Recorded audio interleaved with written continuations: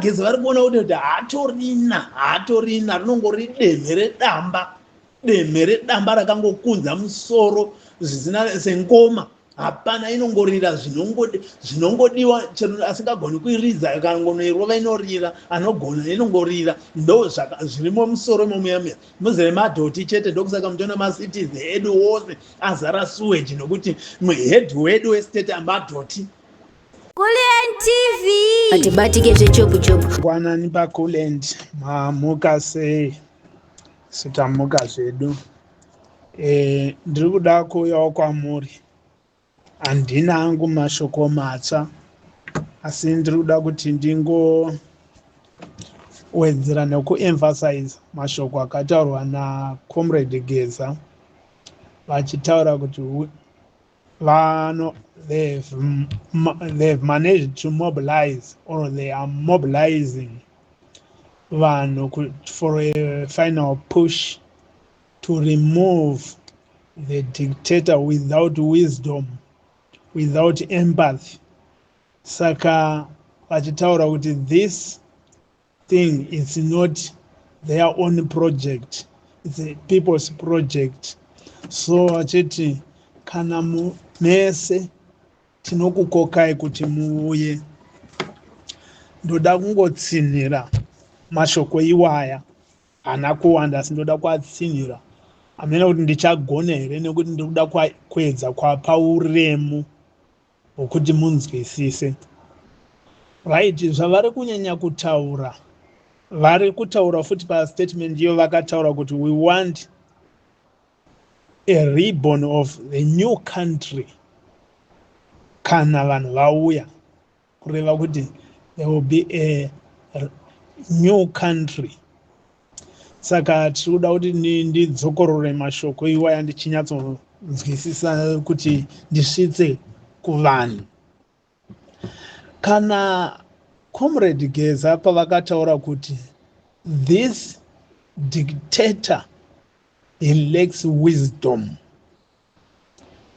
ndinoda kuti ndimbonyanya kukuzivisai kuti wisdom iri kutaurwa naComrade Geza, wisdom haiuyi kwauri through education. Wisdom inouya, it's a natural knowledge yaunopiwa naMwari. Zviri kureva kuti muovheti uyu nemaovheti ava vakatoona munhu uyu ari kutitungamirira kuti haatorina that wisdom, natural knowledge yaakapiwa naMwari. Nokuti wisdom sezvavari kutaura, a result of being ability to think or act, utilizing knowledge, experience, understanding, common sense zvinosanganikwa nazvo mumagariro evanhu, mararamiro evanhu, an insight how to do things. Saka iva havana kana clue keinsight yokuti vangaita zvinhu, vanozvifambisa zvinhu zvifambe zvakanaka sei, haatorina kana. Asi chaanongofunga kuisa mhuri yake pamberi kuti ibenefite zvaari kuda. Hakuna umwe munhu anotenderwa kuti ave anokwanisa kuti apinde ataurewo, asheye, vawanewo. Saka kunyange iye aitora vanhu, ndinoona pamapresidents ose andakaona pasi pano, hakuna munhu akambotora vanhu vakawanda sema-advisors saMnangagwa. Mnangagwa akaita a board, a class yema-advisors, but that class mukanyatsotarisa kuti yakabuda nechini, it was zero. Iye ari kutaura kuti ndiri wise, utsvaka a class yema-advisors, but the result of those advisors vakanga vainavo, hakuna kana chimwe chete chakabenefitwa nemwana womuZimbabwe, but it was a total distraction. Saka ndo zviri kuonekwa navageza kuti uyu munhu weka is not even wise, is not even worth kuti apedze the second term, nokuti haana kana kakulu kekuti ndingararamisa mwana wemuZimbabwe sei mudiki nyika ifambe inde mberi, haatorina. Saka ndokusaka vachitaura kuti he lacks wisdom, he lacks, haatorina kana kapati kachona ikako. Saka ari kutotaura kuti kana tikaramba tichienda naye munhu yakadai, meaning kuti munhu uyu haatorina that rational thinking way, zvinofanirwa zvinoraramisa vanhu, mabasic needs anongoraramisa vanhu chete, anongoonesa kuti munhu anoda zvakati, vanhu vanofarira zvakati, regedza ndivaitiro zvakati, regedza ndiavoide zvakati, zvinongoda common sense ndozviri kunzi navageza munhu uyu haana. But what does he have? Only that wisdom iri devilish wisdom here ndo yaanayo, iri very harmful, treacherous. The acts of devil ndo zvaanazvo, maacts achona, nokuti munaona sei kana vageza vakaona kuti ari kutoavoida macitizens kuti ave neaccess kuvhumi hwenyika, but ane maacts ari kuconsist of torturing, abduction, killing, persecution of innocent citizens. Vari kuzama kuti vabudewo pachena nokuratidza nokunyunyuta, vanosungwa vachikandwa majeri vasina kana kutombotongwa. Saka iye vageza voona kuti izvi ndizvo zviri paconstitution yedu here, hazvizizvo. Kana nemiwo masoja zviri kutaurwa izvi ndo zvechokwadi izvi, hazvizizvo zviri muconstitution yedu. Haatorina kana clue zvayo yokuti abatsire maZimbabweans achona muri kunzi amakajoinira imi basa rosoja kuti toda kuprotecta maZimbabweans, nokuti kana muchete munoda kuprotecta nyika, hamuprotecti nyika chaichayo zvimwe zvese chamunotoprotecta vanhu varimo, ndo nyika yacho. When we talk of wisdom in ruzivo rwero rwokuti you can be guided by the spiritual guidance. It can be holy spiritual or ancestral spiritual guidance ine chekuita nemararamiro evanhu, zvinodiwa navanhu, nokuti that spirit inotonyanya kuziva zvinodiwa navanhu kudarika pfungwa dzevanhu. But ye comrade Geza vari kutoona kuti the spiritual guidance iri kutaurwa nemunhu uyu chete is the devil spirit, iri kumupa kuti aite zvese izvozvo, kutsakatisa vanhu, kuurayisa vanhu, kuita se haana kana shungu, haana kana moyo, haana kana shungu dzekuti ndoda kuti vanhu vanditende, haatorina, nokuti zvimo maari. Saka comrade Geza vari kutotaura kuti this is the time to remove such a person, nokuti hakuna kwatinoenda naye. Ndoda kuti vanhu munzwisise, ende kana tanzwisisa kuti kumubvisa, ari kutaura zvevageza kuti he lacks empathy. Kana vachitaura kuti empathy, tinotaura nokuti kana uchinzi hauna empathy, zvinotaura kuti empathy is an ability of understanding and share the feelings of one another. Zvinofunga umwe kuti alright, kana umwe ari kufungei kana ndikaita zvakati vamwe vanhu vanofungei, iye hatorina zvese izvozvo. Tombotora pakavurawa mbongeni kukwekwe, munofunga kuti akafunga kurwadziwa here, akafunga kuti akapindawo here mumweya wevabereki vane mwana afirwa here, kana kuindavo kunhamo kwacho, kana kusenda condolence, kana munhu abayiwa nepfumo masikati munyika muna president anoti ndiri president, I'm as soft as a wool, ndo zvinoitwa here, ane empathy here. Saka vageza vari kuona kuti haatorina, rinongori demhe redamba rakangokunza musoro zvisina sengoma, hapana, inongorira zvinongodiwa chero asingagoni kuiridza, akangonoirova inorira, anogona inongorira. Ndo zvirimo musoro momuyamuya, muzere madhoti chete. Ndokusaka muchiona masities edu wose azara sewage, nokuti muhead wedu westate amadhoti. Saka comrade Geza vari kuti masities edu achene, kuti mahospital edu aite mishonga, anotoda munhu ane empathy. Koye munhu apinda muhospital, how does he feel kana apinda muhospital ari kuexpecta kurapwa? Zvino kana musina mishonga, chii chinoitika? Ndegedzai ndiite kuitira kuti munhu apinda muhospital uya achingonopinda mumasati asangana nadhokta, atofira atove nesense yekuti ini ndatopona nekuti ndiri kurapwa muno mune vanachiremba vakasununguka, vana mukoti vanofara, mishonga izere.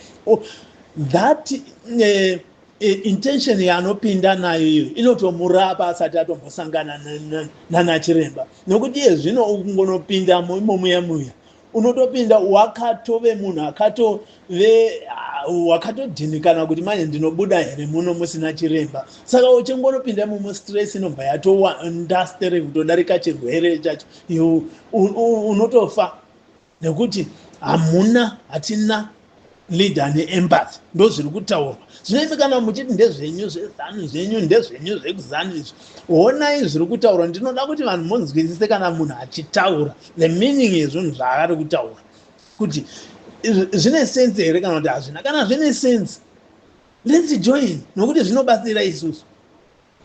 So kana empathy, the ability to imagine what someone else might be thinking or feeling. Saka zvandinofunga inini, kana munhu ane empathy, zvandinofunga ini, umwe munhu anotombonobata part of it, ende ndotoona kuti zvandanga ndichifunga zvezvo zvatoitwa, zvandanga ndichifunga zvezvo zviri kuitwa. Saka ndo zvinoratidza kuti tina leader. Zvino kana tina leader, sina kana zvimwe zvinhu zvinofunga vanhu, anongoita zvinofunga imba yake, family yake, then moti ngatimuregere nekuti ihondo yeMozambique. Macomrades, ngatinzwisise zviri kutaurwa navamwe, ngatinzwisise tigadzirise nyika yedu. Vanotaura zvekuti we want a reborn of new country. Kana nginzi a reborn of a new country, zvinoreva kuti nyika, zvinoreva kuti nyika iri kutouya kutorarama upenyu hutsva, come to existence as a result of a birth.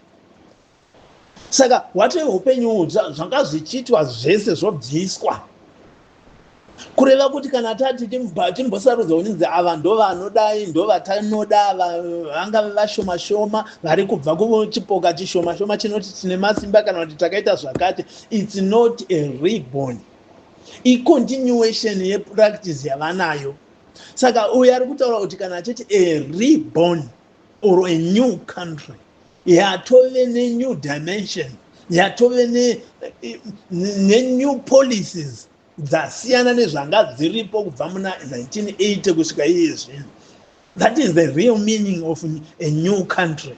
Saka kana ichiriyo ichitaurwa, ndo yatakabudira kuzanu kuti ngatitei tirwise, tiite nyika itsva yatinoda ine participation yemacitizens ayo.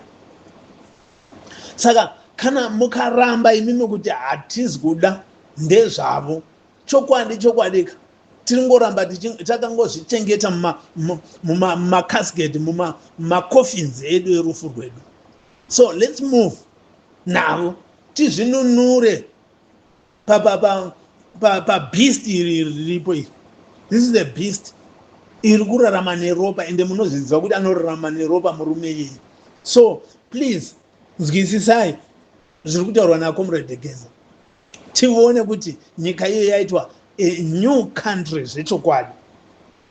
Vari kutaura kuti they have mobilized or they are mobilizing, right? Be part of also of a mobilized society. Nokuti kana vachitaura kuti mobilizing,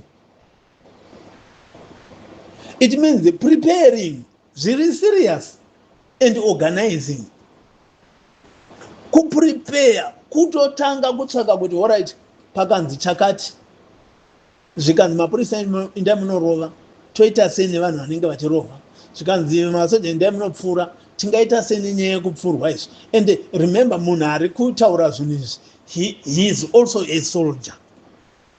So kana achiti we are organizing, he knows how to do it, how to protect vanhu vari kupinda navo imomo.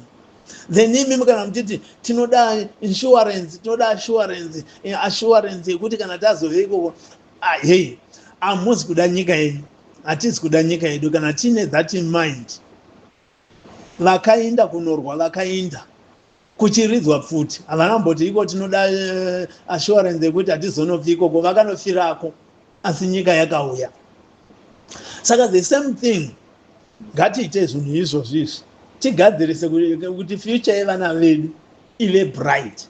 As long tisingadi tichinyunyuta, tichifunga zva2017, tichifunga kuti ndezvemuZANU-PF, right, tichararama takangodaro, and we shall continue tiri imomo. Nobody achauya kuzotivhurira door except us kuti tivhure door tega, nekuti tatowana munhu anotiudza, akambofamba nepo kuti door rinovhurwa so, akamborikinura, akamborikiyawo, akuriziva, ari kutaura kuti chiuyai ndikuratidze kuti rinovhurwa sei. Imoti tinotya, tikawanikwa tiripo tinorohwa, tinozodini. Zvino mogara murimo makavharirwa imomo. So representation mobilization yanotaura, it means kana vachitaura kuti we are mobilizing, organizing, kureva kuti pachange paine maambulensi, vanoziva kuti pacharohwa vanhu. Maambulensi kana kuti monda dzinotakurwa dzichienda kupi, madhokita anenge akaorganizwa, maloya aripo, kana vamwe vesecurity chaivo varipo, vanodzivirirawo nedzimwe nzira dzavanoziva kuti vodzivirirawo sei, vanenge varipo.